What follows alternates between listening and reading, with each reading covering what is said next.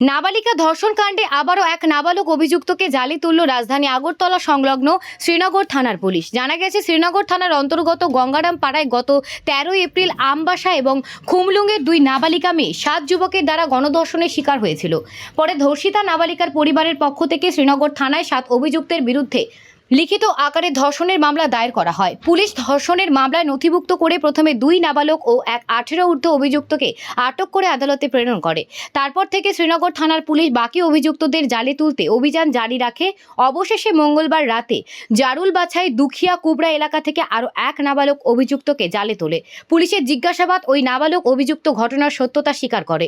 Police জানিয়েছেন, বুধবার নাবালক অভিযুক্তকে জুভেনাইল কোর্টে প্রেরণ করা হবে। এই ধর্ষণের মামলা তদন্তকারী অফিসার বুধবার সকালে সাংবাদিকদের সামনে সম্পূর্ণ তথ্য তুলে ধরতে গিয়ে জানিয়েছেন, এই ধর্ষণের মামলায় এখনো পর্যন্ত মোট 4 জন অভিযুক্তকে পুলিশ জালে তুলেছে। বাকি আরও 3 অভিযুক্তকেও পুলিশ খুব শীঘ্রই জালে তুলবে বলে আশা ব্যক্ত করেছেন।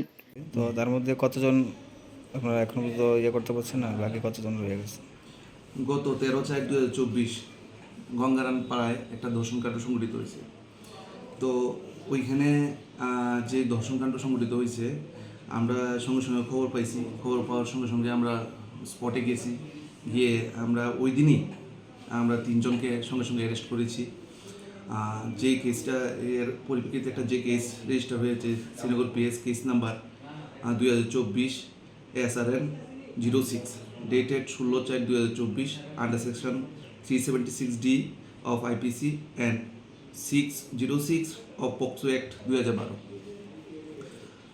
ওই কেসের এগেনস্টে কালকে আরেকজন ইনভলভ যে পার্সন ছিল, ওকে আমরা অ্যারেস্ট করেছি রাত্রিবেলা। আজকে সকালবেলা কোর্টে ফরওয়ার্ড হবে। আর বাকি আরও 2-3 জন রয়েছে, তাদের ভেরিফিকেশন চলছে। বড়বাবু সোর্স লাগিয়েছে, বিভিন্নভাবে যোগাযোগ করছে যে বাকি আরও 2-3 জন যারা আছে তাদের অ্যারেস্ট করার জন্য। কালকে রাত্রে একজনকে আমরা জালে তুলতে সক্ষম হয়েছি। নামটা?